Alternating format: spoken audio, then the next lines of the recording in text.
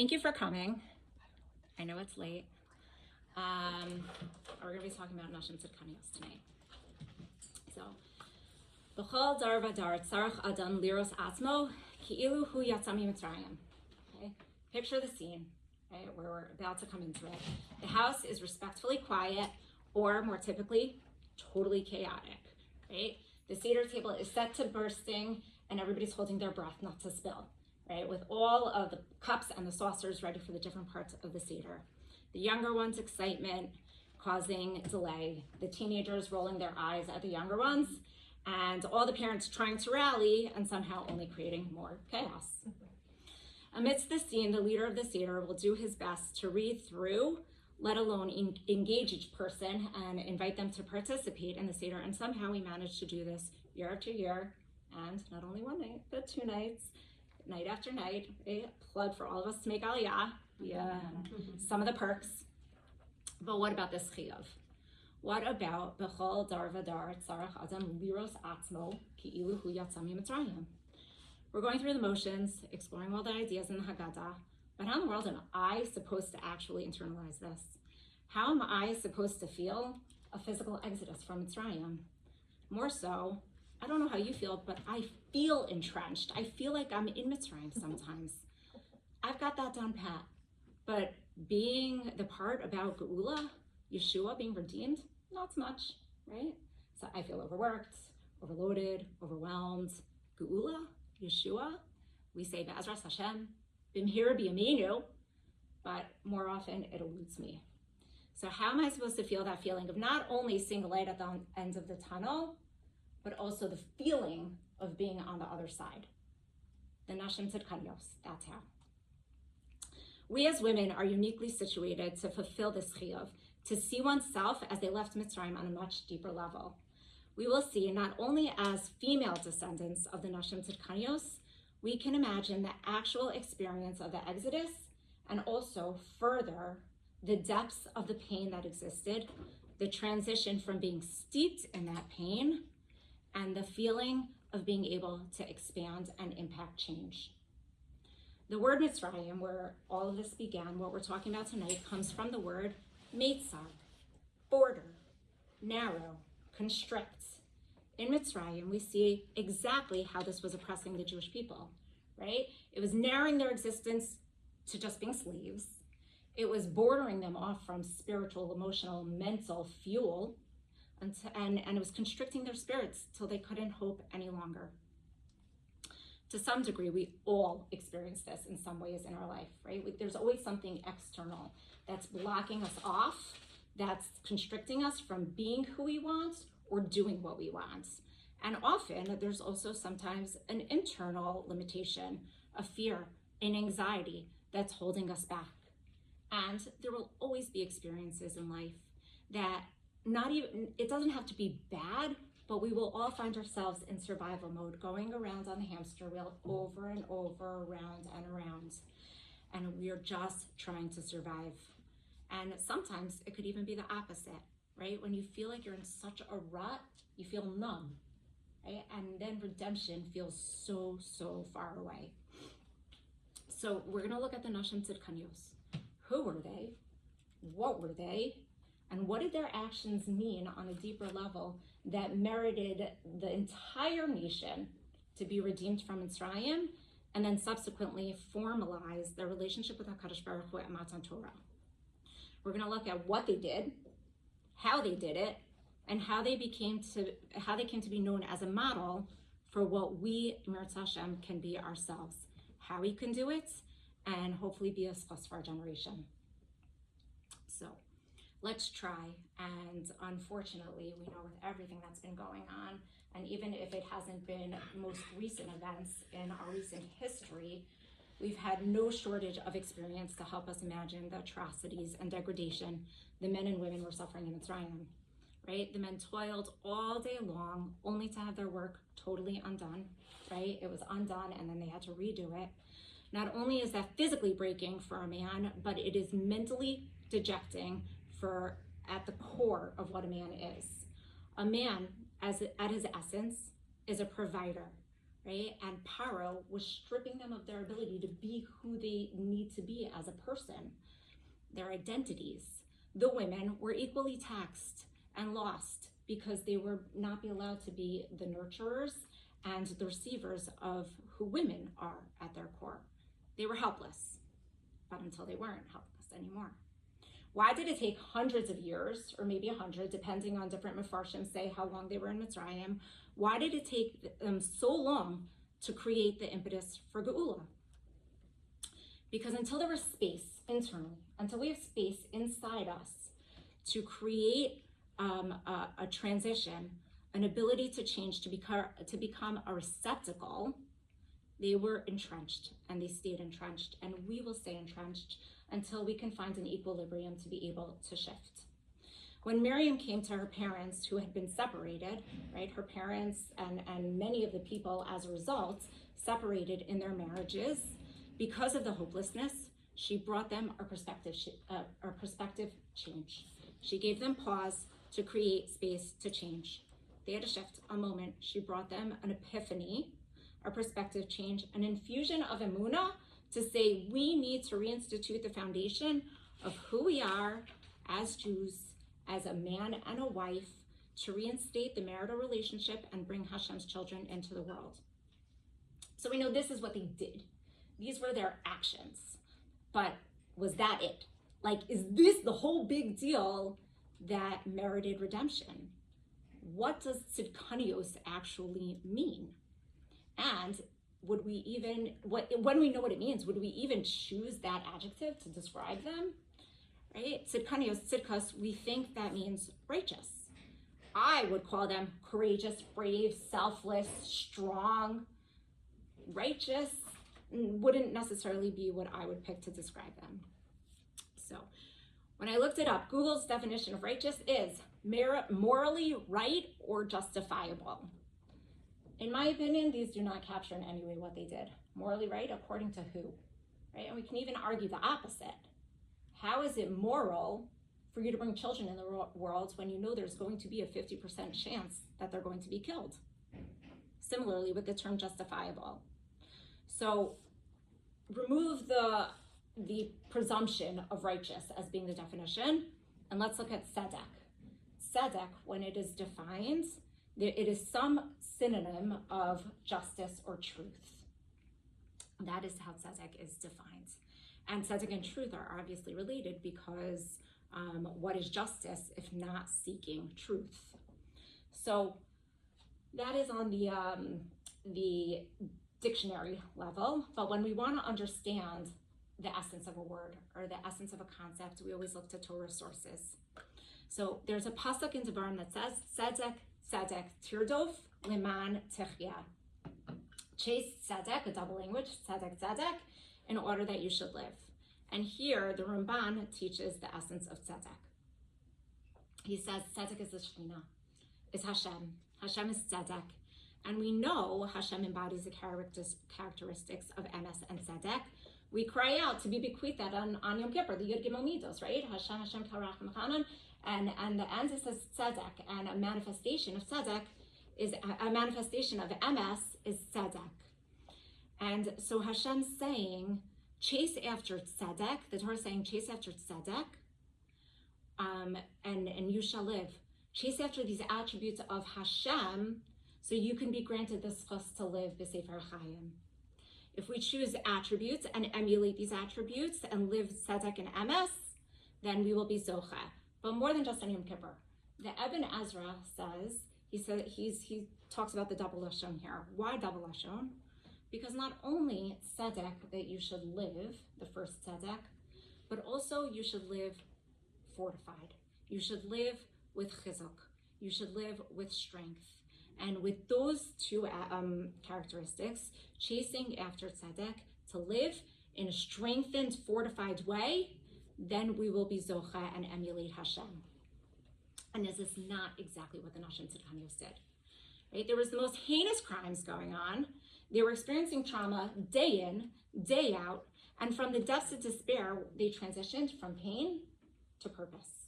They chased truth and justice, Hashem's will. They found a moment when they were able to shift, and they had faith to carry on the generations, repair the brokenness of the Jewish people, to actually have a nation to save, right? Without them, there was no nation to redeem, to have continuity of a nation to give the Torah to. They had a shift, which we're going to explore for ourselves today, soon. They chased justice and truth, living in the image of Hashem. So that's what they did. And that's on a deeper level what was happening. But let's rewind generations all the way back to the first woman. When Hashem created Chava, the Torah uses the word vayiven, Chava. It's a very, very strange word for the Torah to use when it's talking about creating something, right? It uses the word bara, it uses yotzer, yetzira, forming something. The point being is that building is part of our essence. Okay, it is literally in our bones. We were created, vayiven, from Adam's rib. And that's the reason why Hashem created us this way. It's the nature of women to build, but very, very different from man. We think of men as builders. Masculine nature is external, right? To have unfettered potential to do. Women's energy is to see what's out there, to harness it, channel, repair, and build. When I teach about feminine and masculine energies, or character traits in my college classes, we talk about people having certain tendencies natural to them in their behavior. We talk about the men being represented by the letter Yud. The Aleph Beis, each letter has a message, and sometimes even in its actual shape. So the letter Yud represents the man. There's no cap, there's no top, there's no bottom, right? It's intangible, it's theoretical, it's out there energy. It could start up high, it could start down low, it could be this big, it could be this big, right? And that's a man. There's a lot of potential out there. But then we have the woman, and that's why I'm telling all of you this, to really highlight the essence of the woman. The woman takes all of this untapped frantic energy, right? All these ideas. Oh, and sometimes, if you think about a man, actually, sometimes he could be so hyper-focused, right? Sometimes they're so tunnel vision, like a yod, right? Like a teeny tiny yod. But they're very solution-based, but not with thinking about all the factors and considerations. So what is the woman? The woman takes all of this potential that she sees, all of this unchanneled energy, and she comes and she hugs it. And she takes around the yod, and that's the letter Hey, right? We are represented by the letter Hey. We see things, we understand them on a deeper level, we know where and how to use it, and we channel it, because otherwise it won't be sustainable. And in that vein, I think there are tremendous similarities between us and the Nashim Tzidkaniyos, and the model of healing our foundations and bringing redemption. In fact, the Arizal on Shemos says that the souls of the generation of Yetzias Mitzrayim are going to come back as the souls in the generation before Mashiach, right? So too, it was the women who were the schos for the redemption, and so too it should be us before Mashiach. And we can see this alluded to in Perek Tzadi Ches of Tehillim. It's Perek Tzadi Ches is talking about Hashem's glory and his kindness in redeeming us. And it says, Zachar chazdo ve'emunaso lebeis Yisrael, re'u kol afsei eretz is Yeshuas Elokeinu. The Me'am always says the phrase Beis Yisrael is very intentional. It's referring to the women as being the source of Hashem, remembering his kindness and bringing geula. It does not say Libnei Yisrael. It says Beis Yisrael because the women are the home, the anchor of Bnei Yisrael. And I take this a step further. I would proffer that Hashem brought the geula L'bayis Yisrael because of the bias, because of their focus on the bias. It is the home that was repaired, and the home begins here, inside all of us, to bring his kindness for the ultimate geula. So again, along these lines, it's no coincidence that we are known to be be'ikvisa de Mashiach, and the tragedies and the challenges we experience are often referred to as the labor pains of Mashiach and geula. So what's labor? Labor is contractions, taking moments to breathe, push, and then expand. We know everything in the physical world is a lesson or a message for or spiritual concepts for us, right? The Nashim Tzidkaniyos went through this process of labor, so to speak, and it resulted in their geula. They had pain, recognition, a moment of recognition, regrouping, and act and inspire change. Now, while they did this in their specific dilemma of procreating, we all have dilemmas to which we can apply this formula. There was a recent panel of Rabbanim and well-known speakers who were asked their opinions as to what they thought would bring the geula, and Rabbi Franz and Jamie Geller, amongst others, answered Shalom Bayis. I believe they're correct, that that's our foundation. Let's get back to the core of the Jewish nation, and that's our families, but that starts with ourselves. Right? In the short time that I've been teaching and mentoring, whether it's pre-wedding, post-wedding, women and challenges, I realize all the challenges stem from self and personal relationships. And it makes so much sense to me then that after October 7th, when women were looking for spiritual connection, many across the world gravitated to the mitzvah Taharas HaMishpacha. That's no coincidence to me, because it's about us and our core relationships. And whether it's them taking on the mitzvah for the first time, whether they were relearning it, or all of the resources that have come together to provide women with a better experience, it's all about Taharas HaMishpacha relationship, the core, the bias. And I'm not talking about the mechanics. Okay, this isn't about like the process of Taharas HaMishpacha, or the specific halachos that go into Taharas HaMishpacha. When I teach, it's about an experience that a woman goes through for her relationship with herself and her relationship with Hashem, in addition to everything else. But that is the core. And I feel like if we're missing that formula of repairing, restoring, healing ourselves internally, then it's a gift that we are missing out on. We cannot claim the whole mitzvah and our relationships without having that foundation first. And we learned this from the Nashim Tzidkaniyos, because I really believe that the success in this mitzvah, success in our bias, begins in oneself. And that's what I'm using. That's the way I'm using the term shalom bias, right? I'm not referring here to husband and woman and wife relationship per se. It's about me, and it's about you, and it's about all of us women being the ones with inherent kochos to bring about change. It's about healing ourselves, a perspective shift, expanding, and then us being able to be who we need to be for others, for our family, for our communities, in a much healthier way.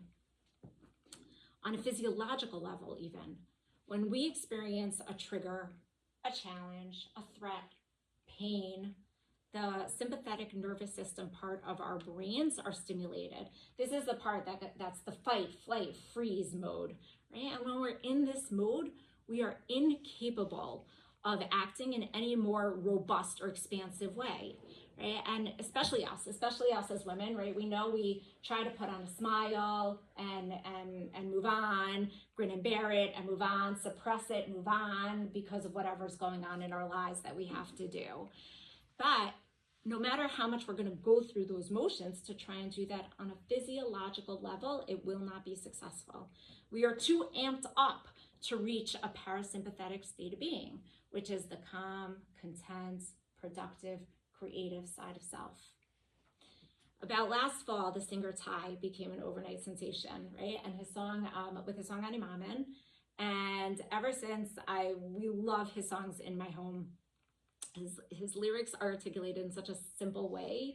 They're profound, but they're also really fun. One that's become a favorite in our home is The Rain, right? And the chorus goes, "Let this pain be rain for all of our seeds." And I thought to myself, like, wow, he really gets it. Like, that's it. But I wanted to like really think about, like, is that it? Can we just do that? Can it go from one, I can't snap. Can it go from one to the next instantaneously? And it can't.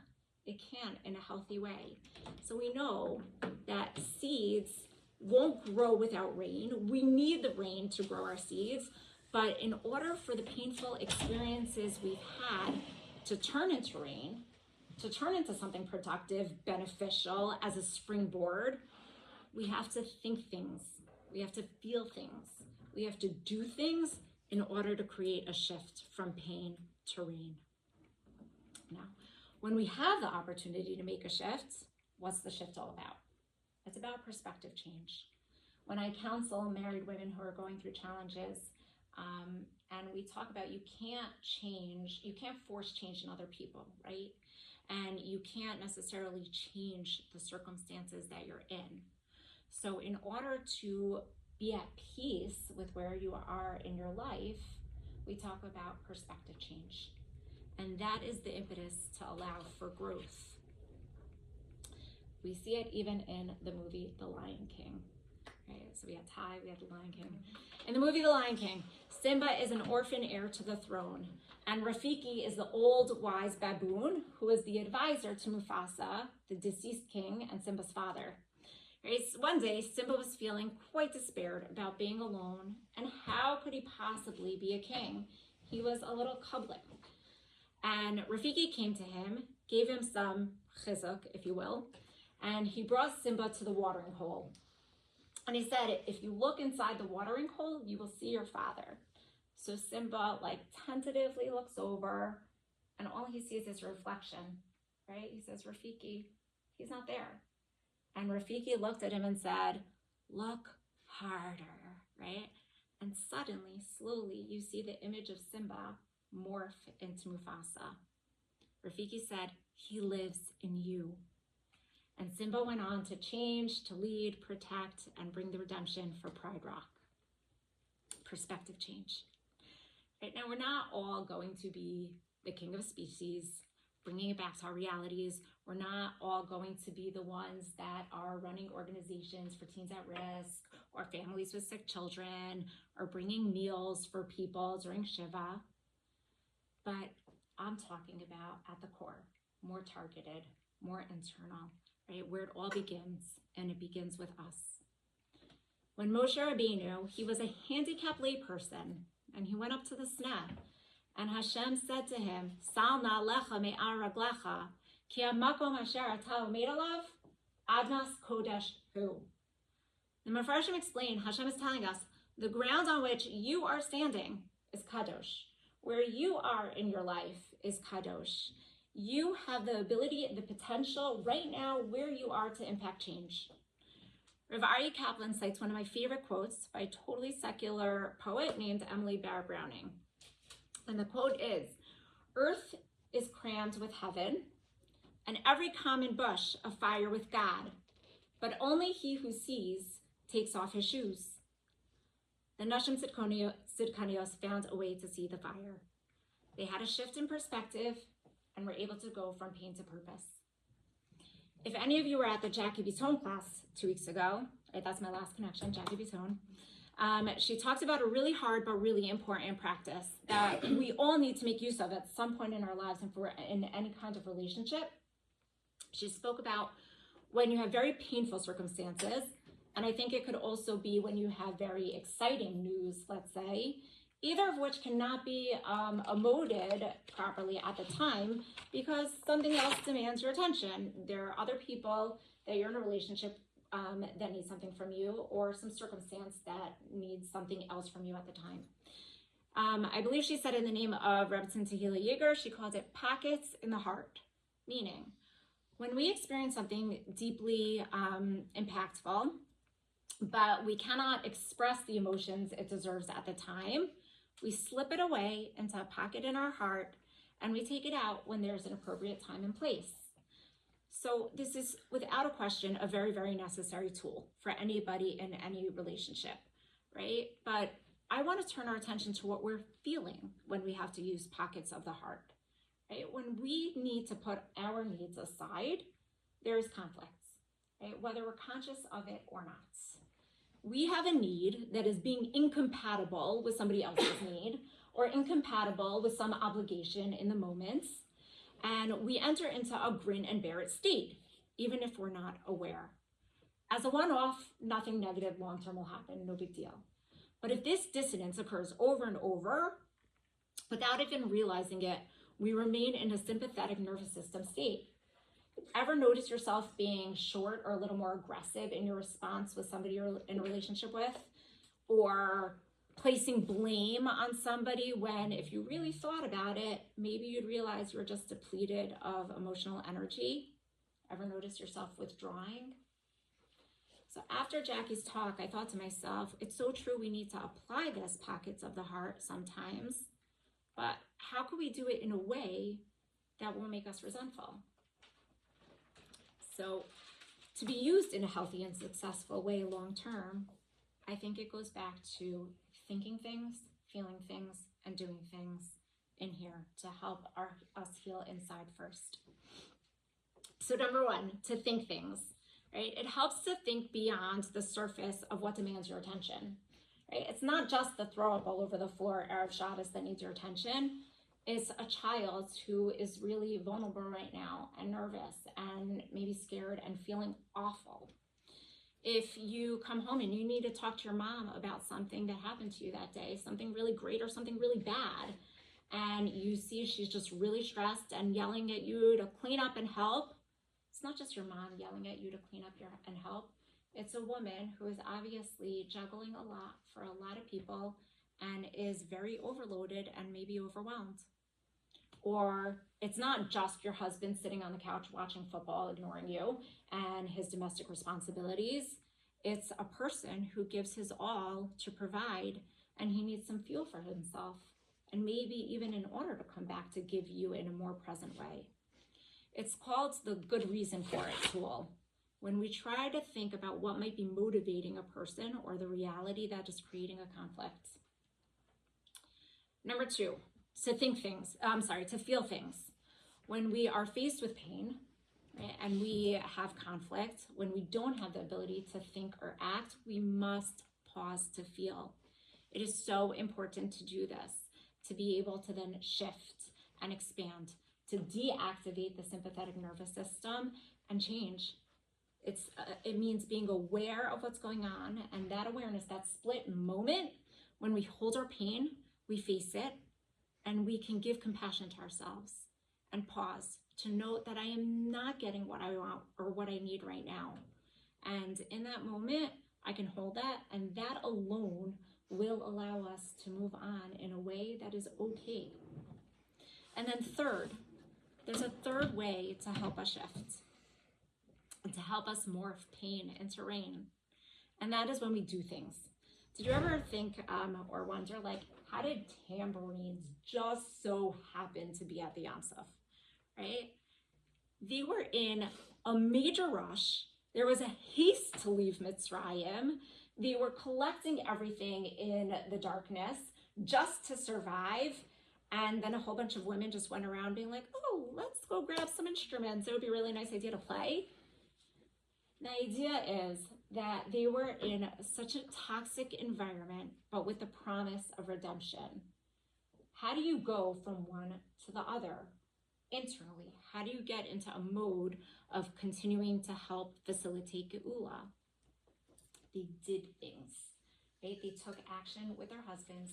They took action that, yes, even in the depths of Makas Choshech, in the thickest darkness, when Bnei Israel had the ability to go around and take what they needed for the Yitzhak, they went around and brought in, collected instruments to bring with them to help facilitate the Geula. The gathering the instruments colored their perspective to one of healing and growth and praising Hashem. It's the Charlene Amanoff Mashiach Connor. If any of you have heard her, she talks about having a Mashiach Connor. She has a section in her house, literally. I've seen it with a table of different tambourines that all of her followers have given her. And she has a Thank You Hashem suitcase that's filled with clothes, literally ready to go for when Mashiach comes. And I thought to myself, like, okay, that's Lamala, right? Like that is way beyond a step, like more than what I'm doing right here in my little life. And the Medrash actually tells us, no, Ahuva, that's not beyond. That is a step. That can be the step. If you do things it can change your perspective. When we change the way we look at things, the things we look at change. When we change the way we look at things, the things we look at change. And I actually had an aha moment myself one day in Hobby Lobby a bunch of years ago. I was struggling with judgment on a certain midah at the time. And I was in the fabric department. I was getting material for perm costumes when I still made our costumes. And the woman was, she was taking the material and she was unrolling the fabric, and she takes out the tan wooden measuring stick, the yardstick. And as she starts laying out the yardstick and laying the material against it, I had like a cartoon bubble moment where I start picturing an elderly lady walking with like a stick leveraged in her hands. And I'm like, oh my gosh, I'm on my own measuring stick. And everyone is on their own measuring stick. And the person who I thought might be less observant than me because they look it externally, or the person who is really stingy, or fill in whatever your trigger might be, they could be better than I am because I'm measured against my own measuring stick, and he's on his own measuring stick, and she's measured against her own measuring stick. And that was a really, really liberating moment for me. Because up till then, I was in a fight mode. I was in a sympathetic nervous system state on this midah. There was always an underlying stress and tension that I could not get out of. And I was finally able to let go and change. And then as a lady still unrolling the fabric, because I had a lot, the image morphed to Moshe Rabbeinu. And I thought, wouldn't it be amazing if I wasn't just on survival mode against my measuring stick, Hashem measuring like, okay, are you doing what you're supposed to be doing? But what if I could take that stick and make it a staff, the staff of a leader, and I could use that stick to be a leader in my own life, and if not beyond. And I did a little, wow, like the image then turned to a light bulb, like a little epiphany, light bulb, lightning bolt. And I smiled. I thanked the lady. I thanked Hashem in my heart. I left Hobby Lobby with a spring in my step and a little strength in my heart. And that was a moment for me where, not that I'm seeing Yad Hashem in a measuring stick, but I saw a tool, a message. Sometimes these messages are apparent. The shifts can be apparent, and that's a gift.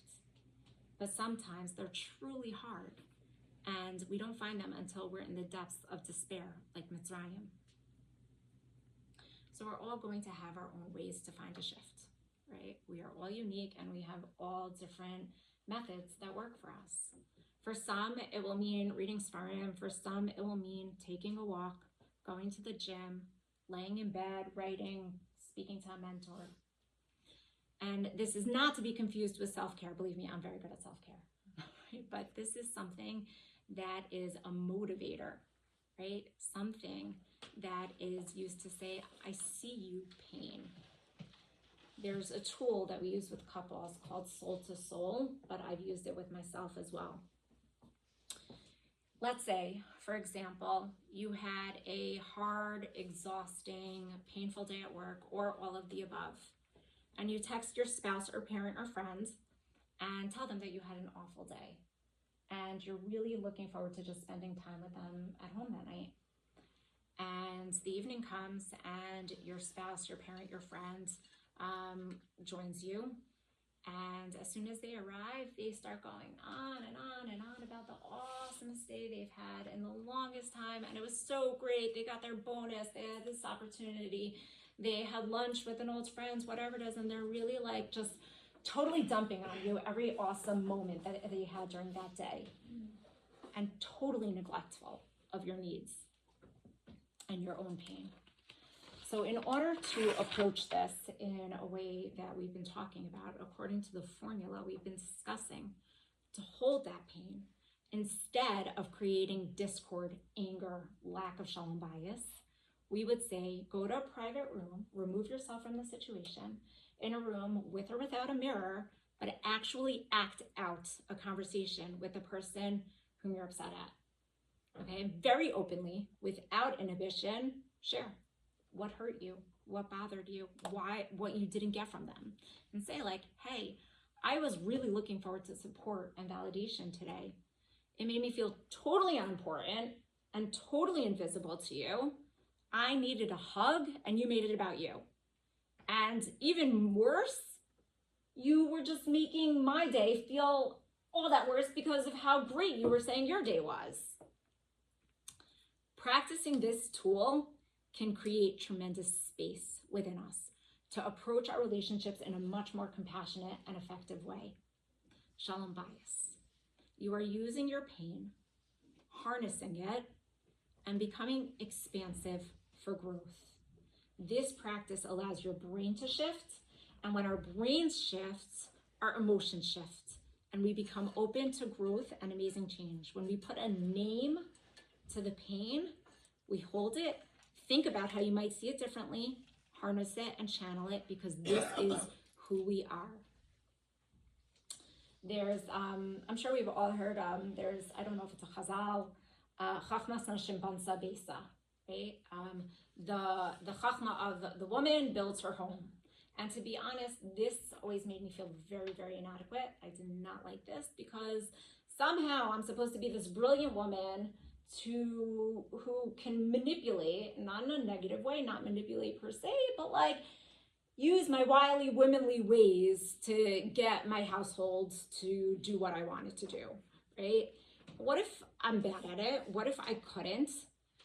So I found another angle to understand this concept in a way that's very, very relevant for us here tonight. It's not that a woman uses her chachma to build her home. Rather, I think the chachma, the brilliance, is that she has the tools to build her home, to build herself.